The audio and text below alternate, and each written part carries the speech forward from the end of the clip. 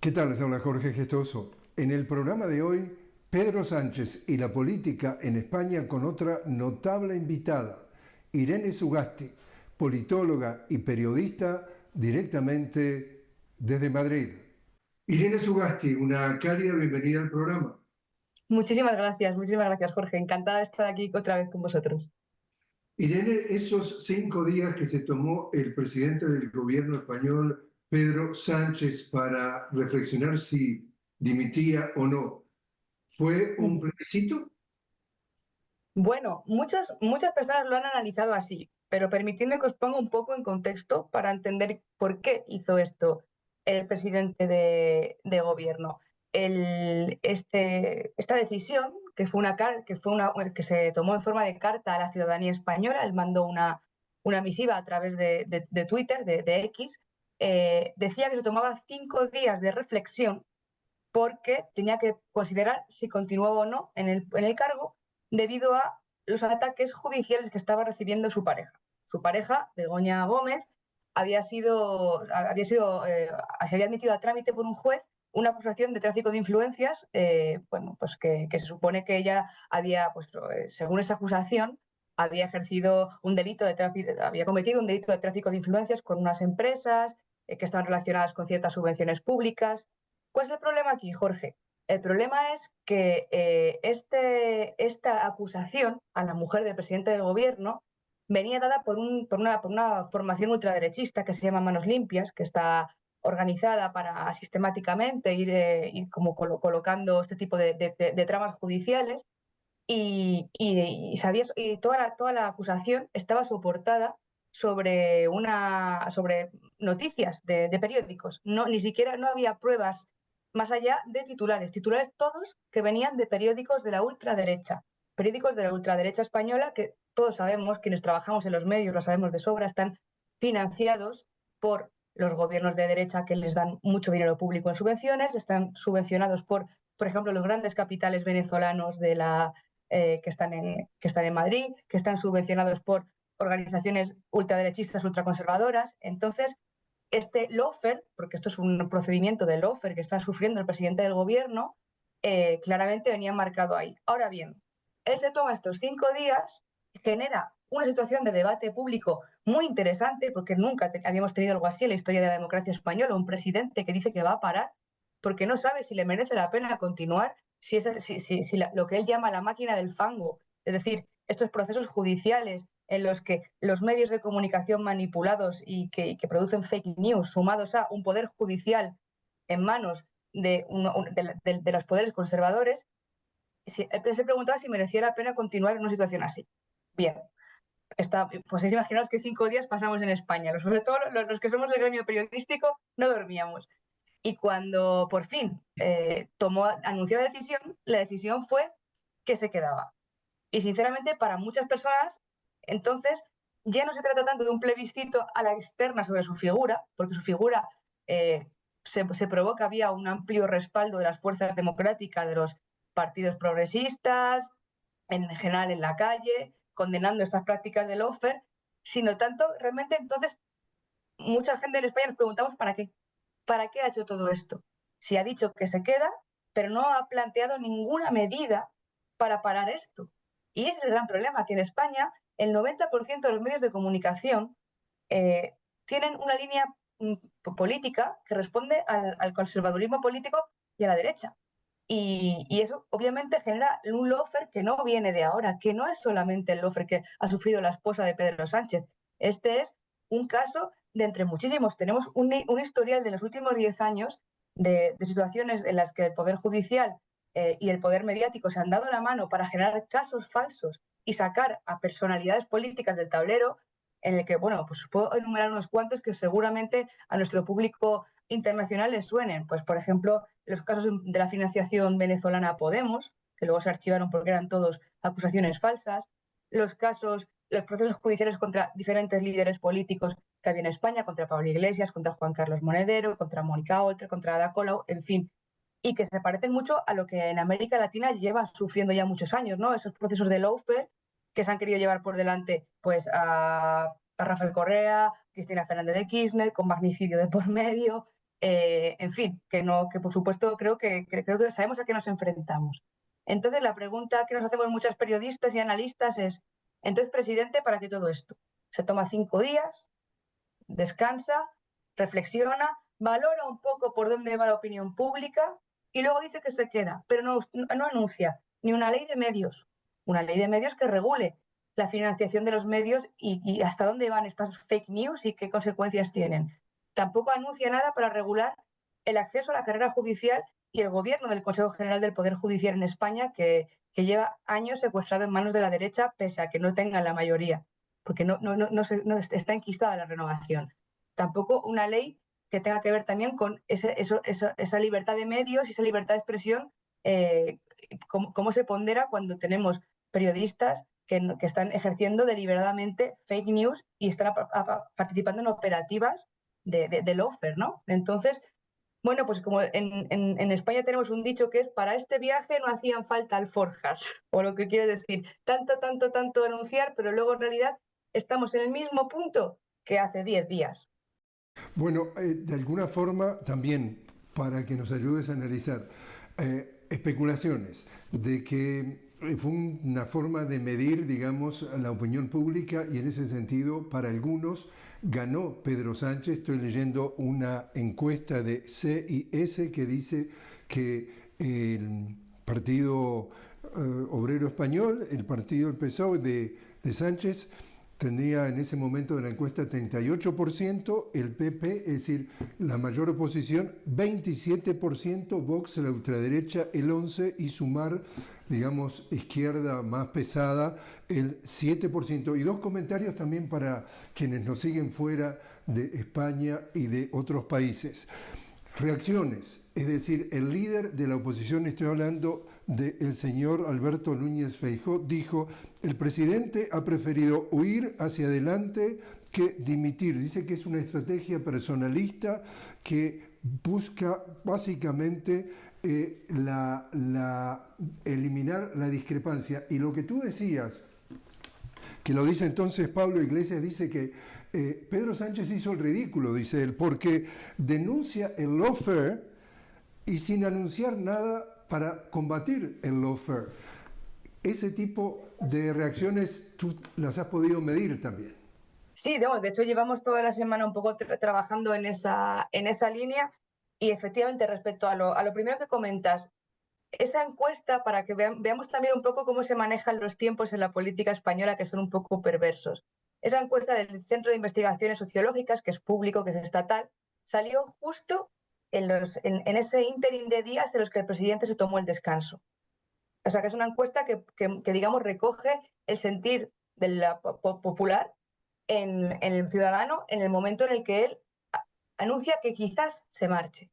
Entonces, ahí, lógicamente, la mayoría de fuerzas democráticas que no eran la derecha y la ultraderecha, incluso quienes pueden ser muy críticos con el presidente, como puede ser el caso, por ejemplo, de Podemos o parte de partidos de la izquierda, apoyaron al presidente porque, claro, es que lo que está sufriendo en sus carnes, que es insisto, una acusación contra su familia, utilizando los tribunales que le afecta no solo en su vida política, también en su vida personal, es muy grave. Ahora bien, después me gustaría que se repitiera esa encuesta una vez que él anunció que se quedaba, porque aquí cambian muchas cosas. Y yo creo que este movimiento del tablero de Pedro Sánchez, quizás en el plano corto, y en España nos movemos mucho en el plano corto porque tenemos unas elecciones autonómicas en Cataluña, luego vienen las del Parlamento Europeo en el mes de junio. En el plano corto puede que se refuerce su figura, ¿no? Como un líder que quiere permanecer defendiendo los valores democráticos, que quiere permanecer firme frente al lawfare, pero al medio plazo, para muchos otros ciudadanos ha sido muy decepcionante, porque ha demostrado que no está dispuesto a hacer nada más allá del bla, bla, bla. Y Pedro Sánchez lleva ya demasiado tiempo gobernando, mucho en base al dicho, pero muy poco en base al hecho. Lleva prometiendo cuestiones, por ejemplo, en internacional, lleva prometiendo que va a mover ficha con Palestina muchísimo tiempo, no ha hecho nada. Con el tema del lawfare tampoco parece que vaya a hacer nada. Con el tema de la judicatura tampoco. Temas que han sido como grandísimos debates troncales de la sociedad española. Y ha habido además otra cosa, permíteme, Jorge, que te diga que creo que es interesante de estos días, es que nos hemos dado cuenta en España que no tenemos relevos. Es decir, si Pedro Sánchez hubiera marchado, no hay una figura de consenso ahora mismo que coaligue, por ejemplo, las formaciones progresistas en España.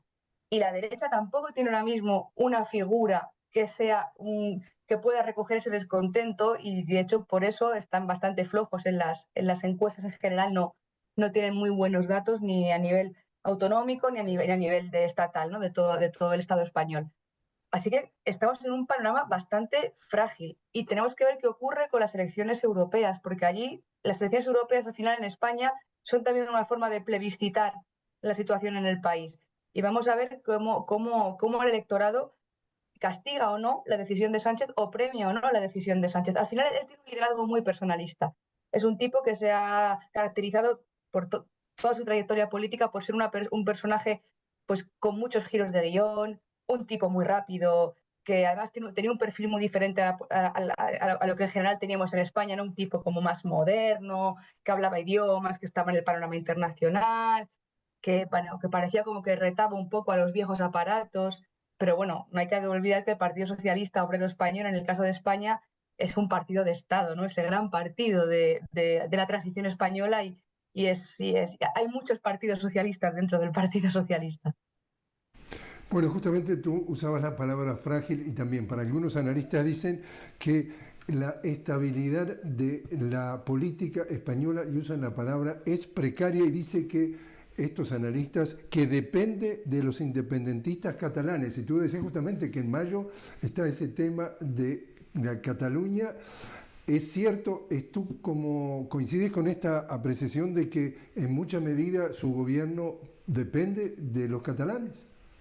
Sí, esto es obvio mirando los números. Si el primer gobierno de Pedro Sánchez de coalición se apoyó en unos socios de izquierdas fuertes, que se llamaban Unidas Podemos, luego esa coalición ya no se rompió, ¿no? Y luego se apoyaba también en las fuerzas soberanistas, no solo catalanas, las vascas, las gallegas, etcétera. En esta segunda legislatura, la que se inauguró el verano pasado, con las elecciones del verano pasado, es mucho más compleja, porque los números eran muy, muy, muy, muy justos. Para que él pudiera ser investido, necesitaba los votos del independentismo catalán y necesitaba pactar con el independentismo catalán una ley de amnistía que amnistiara a todos aquellos políticos catalanes que en 2017 hicieron un referéndum para la independencia, ¿no? Que sabéis que, bueno, que aquello al final pues acabó en una oleada represiva, con el exilio de algunos líderes que se marcharon afuera de España, etcétera. Eso, claro, le ha costado también, tiene un coste político para Sánchez, porque el Partido Socialista no se caracteriza precisamente por tener una gran simpatía por los movimientos independentistas o autonómicos, digamos, que luchan por cierta autonomía en España, que es muy compleja. Pero ¿cuál es la ventaja de Sánchez? Que la derecha española, por no hablar de la ultraderecha, se ha plegado tanto en un discurso que no tolera ningún tipo de cesión ni a vascos, ni a catalanes, ni a gallegos, diría que tampoco canarios o andaluces, pero bueno, sabéis que en España somos al final un encaje de nacionalidades. Pues la derecha española se ha cerrado tanto a reconocer ningún derecho, que al final se han quedado solos. Si a la derecha no dan los números, porque la única forma que tiene la derecha de volver a gobernar en España es crecer en sí misma, porque ningún otro partido ahora estaría dispuesto a darle su apoyo de investidura, porque esos apoyos los tiene Sánchez. Por lo que insisto, porque esa cerrazón hacia reconocer los derechos de las autonomías. Y ese es un problema, porque si vamos, porque ya, como tú bien comentabas, hablamos de legislatura frágil, hablamos de que igual no llegamos a los 3 años que nos quedan de legislatura, porque ya os digo que son desequilibrios que dependen mucho de lo que pase en Cataluña y lo que pase en las europeas. Y si esos desequilibrios de alguna manera comban la balanza, o si Pedro Sánchez tiene otro giro de guión, que esa es otra que no debemos olvidar, que Pedro Sánchez a lo mejor de repente de aquí a 2 meses se nos va al Consejo de Europa a presidirlo. Al Consejo de Europea, perdón, la Consejo de Europea, que sería una jugada muy típicamente Sánchez. A Sánchez lleva mucho tiempo pretendiéndole desde instituciones internacionales. También se le quiso de secretario general, sonó su nombre para suceder a Stoltenberg en la OTAN, que había sido un perfil que le pega mucho, o sea, que es muy, muy acorde a la figura de Pedro Sánchez. Una secretaria general de la OTAN, la verdad que le vendría perfecta, porque le encaja, él es profundamente ideario euroatlántico en ese sentido, y una presidencia de una institución europea como es el Consejo también sería como muy adecuada a su perfil. Entonces, que no nos sorprenda que de aquí a unos meses se marche y tengamos que volver a poner en activo toda la maquinaria electoral y no salimos de las elecciones, que no paramos de votar en los últimos años, la verdad. Irene, te invito a hacer una pequeña pausa. Estamos hablando con Irene Sugasti directamente desde Madrid. Irene, politóloga y periodista, sobre la situación en España. Enseguida regresamos.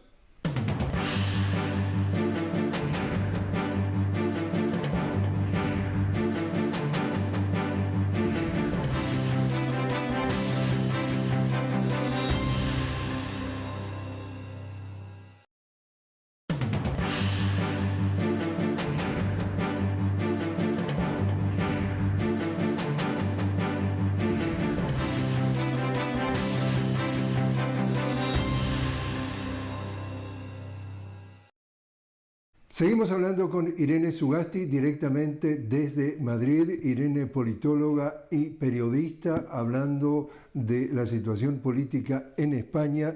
Irene, dentro de lo que dijo en su mensaje de aceptación o de confirmación de que continuaba, que no dimitía Pedro Sánchez, él decía que llamaba a las fuerzas progresistas a movilizarse frente a una creciente polarización de la política española y más allá de un mundo convulsionado. ¿Qué está pasando en Europa, no solamente en España, que esto se mueve hacia la derecha o a la ultraderecha y viene con viento de cola? Bueno, pues en primer lugar, o sea, le tengo que dar la razón al presidente, le tenemos que dar la razón en esa carta en que hay una realidad que es cierta, que es el crecimiento de las fuerzas de la ultraderecha y de una derecha cada vez menos acomplejada en mostrar lo peor de sí mismas, ¿no? Y con diferentes manifestaciones que, bueno, en España se llama Vox, pero en Francia se llama está Marine Le Pen, en Italia tenemos ya gobernando a la extrema derecha, y tenemos también los espejos que nos vienen, por ejemplo, desde América Latina con Javier Milei. Eso es innegable. El problema para mí no es la extrema derecha radicalizada, que en realidad en la gran mayoría de casos surge de los propios partidos de la derecha tradicional europea. O sea, han sacado la patita de ahí y se han independizado. El problema es la tolerancia que tiene la democracia social liberal europea con esto. Ayer mismo nos enterábamos de que Ursula von der Leyen, presidenta de la Comisión Europea, estaba dispuesta a pactar con la ultraderecha europea, con los grupos de ultraderecha europea, que ahora mismo hay dos en el Europarlamento, y que todas las encuestas dicen que van a subir electoralmente mucho en esas elecciones, que estaba dispuesta a pactar con ellos. Eso rompería el pacto que ha habido siempre entre la derecha liberal europea y la democristiana y la socialdemocracia europea, que llevan décadas, ¿no?, pactando como esa gran coalición social liberal en Bruselas para que no cambie nada, ¿no? Pero bueno, era una coalición en la que al menos había unas líneas rojas que tenían que ver con los consensos y con la experiencia histórica que tenemos en Europa con lo que han significado los fascismos y los totalitarismos y hasta dónde nos llevaron en el siglo XX, ¿no? Bueno, pues todo este consenso ha volado por los aires.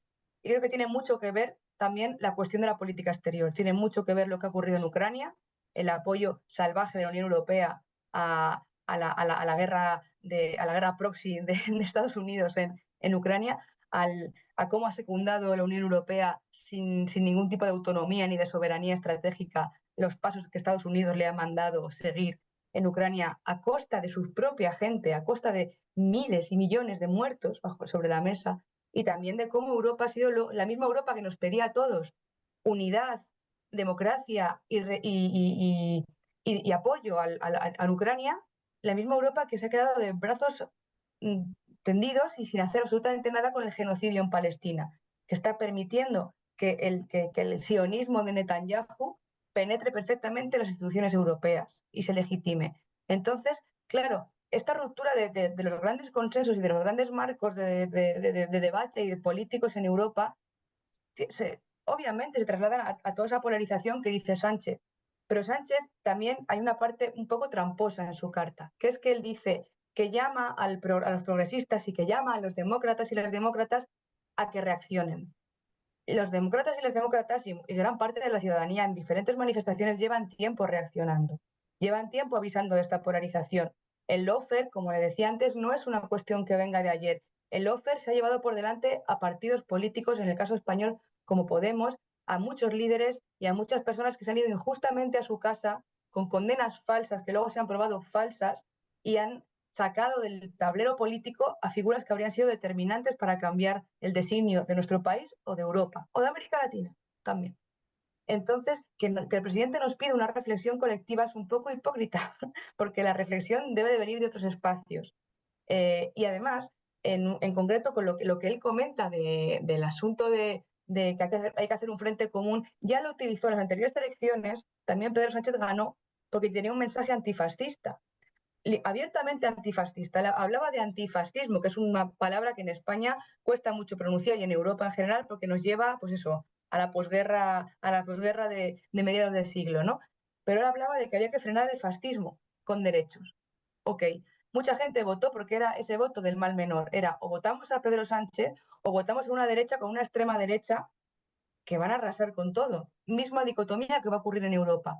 El problema es que cuando se les vota para frenar a los fascistas, se les vota para que hagan algo más que hablar. Se les vota para que legislen en los términos que te comentaba antes, para que legislen y eviten que se extiendan esos mensajes de odio, esa intoxicación informativa, esa falsedad que al final acaba permeando todos los espacios de la vida pública, no solamente los mediáticos, los educativos, los sociales, los culturales, absolutamente todos. Y en ese sentido creo que o hace algo más o no le va a dar más de sí el discurso, porque está muy bien definirse uno como alguien contrario al totalitarismo y a los fascismos, pero si luego le das la mano a Netanyahu, pero si luego no haces nada por parar el lawfare, pero si luego normalizas relaciones diplomáticas con personalidades como Giorgia Meloni, pues entonces no lo estás parando, ¿no? Bueno, justamente la pregunta que te iba a hacer entonces, Irene, es, imaginémonos que nos están viendo de algún país de América Latina. Entonces, de la manera en que la percepción, y hablo de percepciones que hay en América Latina, que un presidente socialista o progresista, y acá pongo, por ejemplo, a Rafael Correa, que dirigió los destinos de Ecuador durante 10 años con Alianza País, definitivamente él no renovó el contrato de una base militar estadounidense dentro del territorio ecuatoriano en Manta para dejar claramente la idea de entonces de la soberanía. Estamos hablando de que Gustavo Petro en Colombia acaba de romper relaciones diplomáticas con Israel.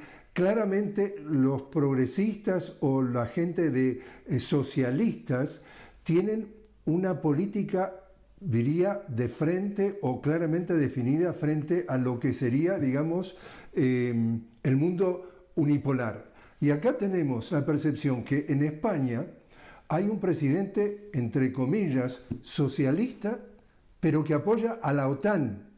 Un presidente que tú mismo decías se nos puede escapar en cualquier momento y aspirar a ser el presidente de esa organización. Un presidente de que de alguna forma participa en esto de armar a Ucrania. Un presidente en donde no denuncia el genocidio en Israel por parte de los israelíes en Gaza.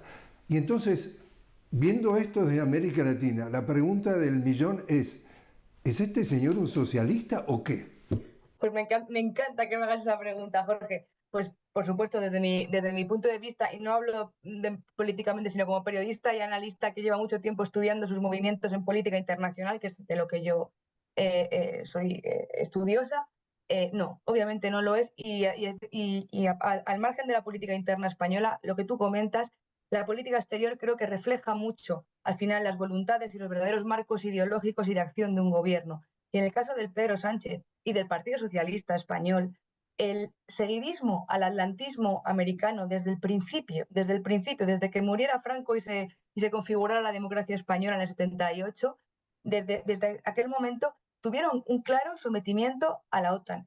Y además de la manera más servil, porque no somos un país, por ejemplo, que sea fronterizo con el este de Europa, ¿no? Con ese extelón de acero, y por lo tanto tengamos esas posiciones que pueden tener Polonia o Bielorrusia.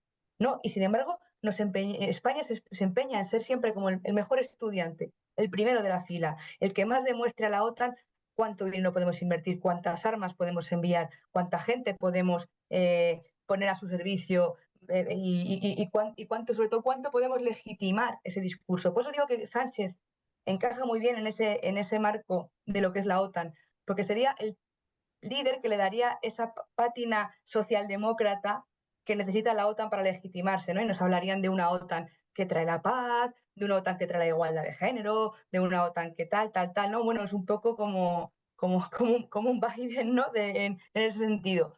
El problema es, como tú dices, que yo creo que la cuestión palestina no estaba en sus planes y se han dado de bruces con una realidad en la que mucha parte de la sociedad española nos hemos dado cuenta, si nos hayan dado cuenta ya, de los límites de la política exterior del Partido Socialista, de la profunda hipocresía que es que nos digan, como nos dice Josep Borrell, que es digamos como el ministro de Exteriores de europeo, ¿no? Que también que es del mismo partido que Pedro Sánchez, que Josep Borrell nos diga que hay que pelear hasta el último ucraniano, así como si, porque en realidad no les importa nada la vida de los ucranianos, si no, no estarían haciendo esto.